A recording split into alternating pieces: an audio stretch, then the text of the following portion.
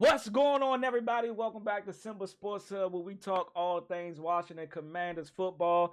And this is the how can I say this, man? This is after day one of the 2025 NFL Draft, and hey, as you can see, y'all, man, as you can see, man, I think this draft pick is not what everybody as a fan, maybe those inside inside the organization, those guys that get paid the big money to analyze and scout some of these players.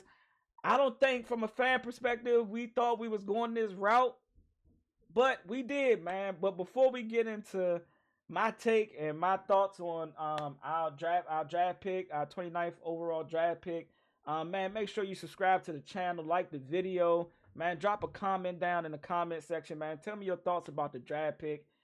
Tell me how you feel about us not trading back, not trading up. And hey, man, our first time in a long time going through a whole 4 hours, damn near, of waiting until our pick came up.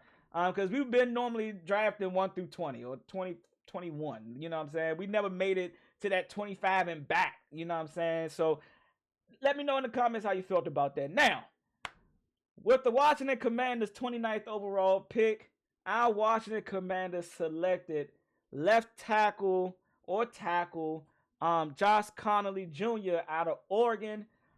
And I'm pretty sure everybody has the same sentiments as I have right now. I damn near, if you watched my live yesterday, I was live as we made our pick. And if you watched my reaction, right? My reaction was to throw a box. Um, to throw a box because I'm like, what the are we doing right now, man? No, we did not draft a tackle. A tackle? Why do we draft a tackle where that is not the normal sexy pick that most fans tend to go towards when their team is drafting? Quarterbacks, receivers, running backs, safety, corner, linebacker, and even edge rusher is now the sexy picks of the NFL draft. And we went tackle. Now, with that being said, after my emotions took off, because I was like, Mike Green sitting right there. I know I've heard the reports about Will Johnson and his knee. He may take a little bit longer to be back to play ready. And there's some concerns about his knee right now. Prayers up to him. Hope he's good. But Will Johnson, Mike Green, who was the other guy? Nick, I cannot pronounce his last name, so I'm gonna say Nick, safety out of South Carolina. But then as I look at the board and look at the best available, I see that I gotta trust in AP, and I do it. I even going up into the pick, seeing some of the guys and how they were drafted. I'm like, oh man, that's a reach. But I see now the vision of what AP did with that pick, man, and he wants to continue to get better at protecting our franchise quarterback, Jaden Daniels. So, with 6'4", 315, 21-year-old Josh CONERLY, man, I'm not mad at the pick at all. Let's get into his stats real quick. From an overall grade, he's gotten better every year. He went from giving up not one sack in 2022, and he only given up 2 sacks in the last 2 years of him starting at left tackle for the Oregon Ducks. Now we got to talk about where is he going to play at. We just traded for Laramie Tunsil. We had Brandon Coleman playing left tackle, the last season. He's moving. A lot of people say to right tackle. Now some are saying inside to guard. I think he's more suited as a left guard or right guard, left guard preferably, because he's had more reps at left guard. I think at his time in Washington. So, but where do you guys, or where does Josh CONERLY play at? Now, based upon what the analysts say and what combines say, what his numbers speak to, the guy got the agility and the quick feet to play right tackle. He got the prototypical size to play right tackle.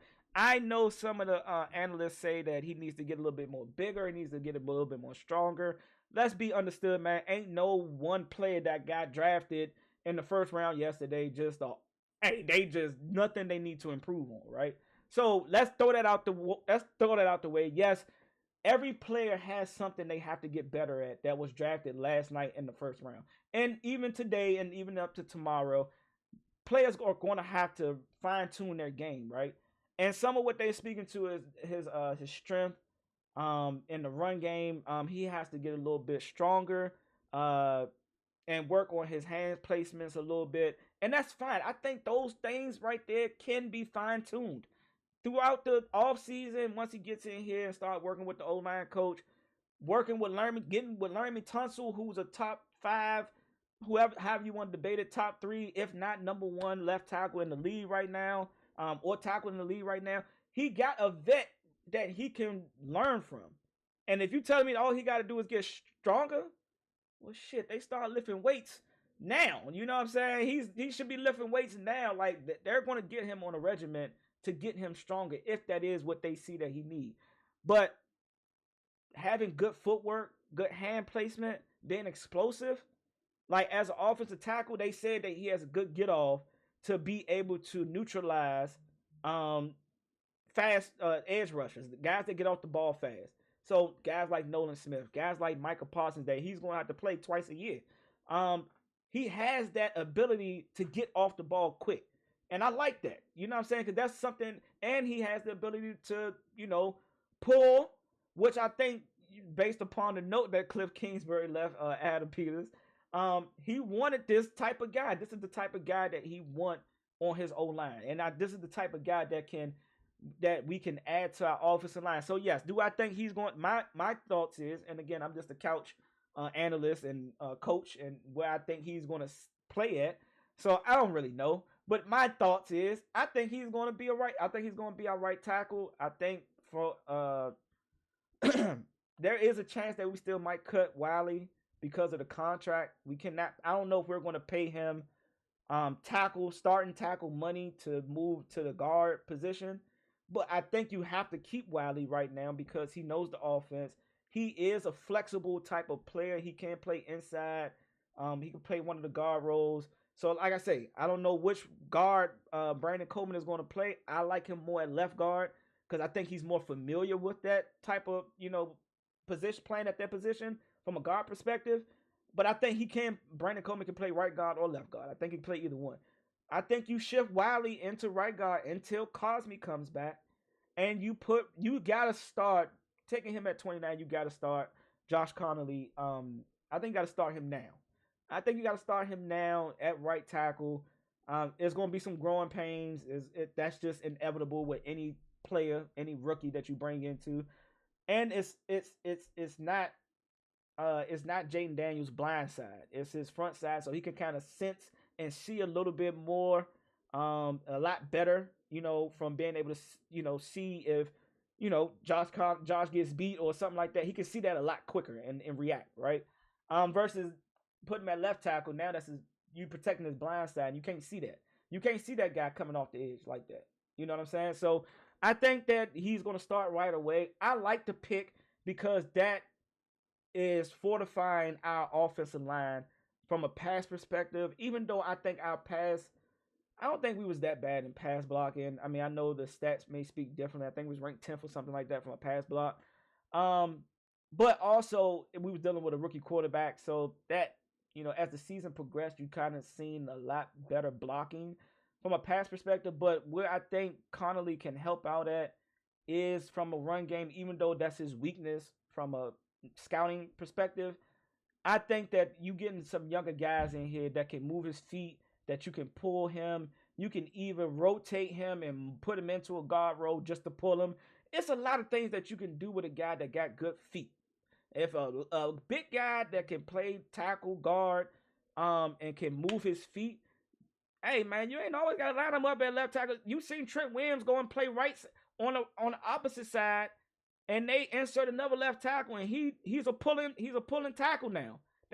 So if you can move him around, put him at guard, let him pull, and go up to the next level and get his hands on guys, that's good. I think you can put a little bit more weight on him, but 315 is your prototypical tackle type of size. Everybody can't be a Lane Johnson, Sewell. Like everybody can't be 330 plus and still be able to play the tackle role like those guys. Those are far and few type of tackles that you're going to see.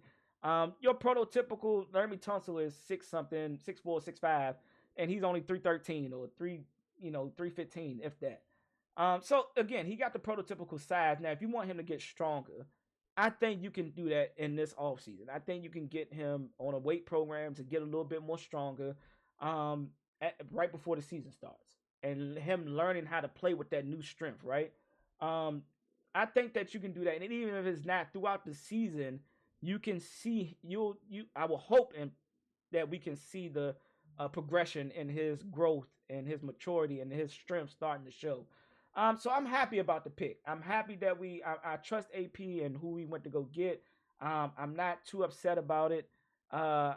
It remains to see where do we go next? Because again, I didn't scout Josh CONERLY. I did not watch tape on him. As we went through the draft process, the combine, and all that kind of stuff, I did not think that we was going to tackle. I did not.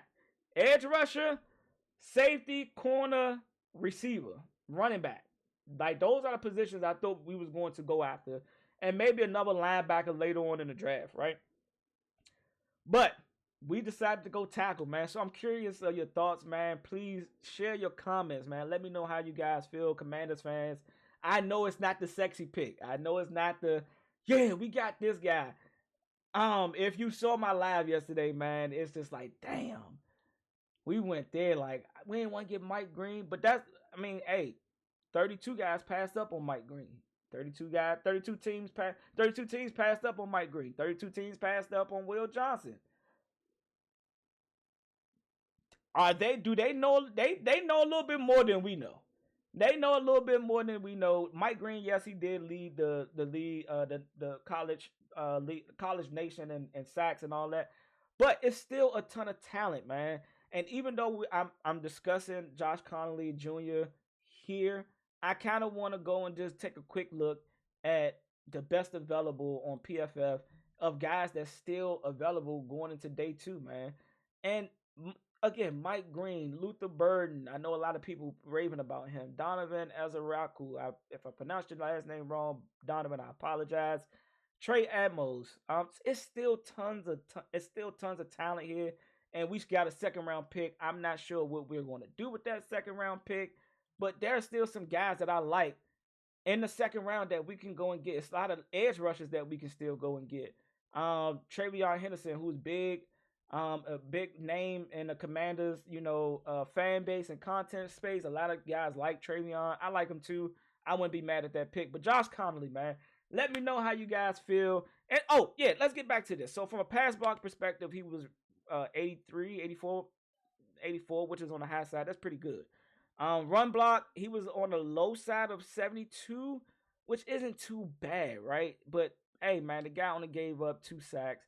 They went to a better conference, whoever you want to, from where they previously was, and faced it more, better talent, bigger guys. He spoke to that in his combine, from transitioning from the previous conference to where they played that last season. He said guys were bigger and stronger and faster from the previous conference, but it wasn't too much of it wasn't too bad, right, of a transition. So again, man, we are in day 2.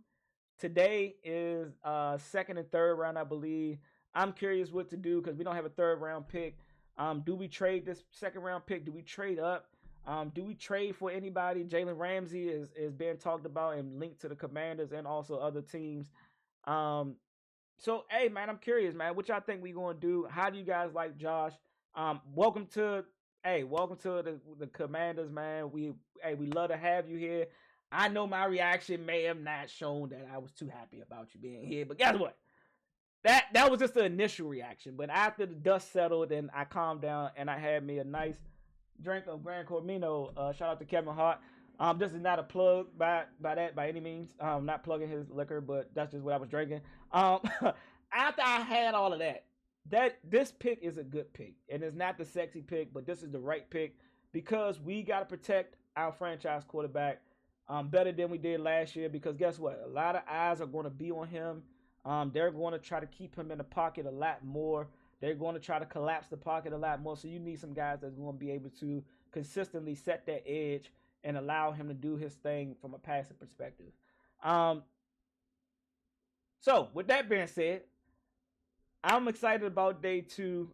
Day two, you might see an edge rusher. Welcome again, Josh CONERLY Jr. to the Washington Commanders.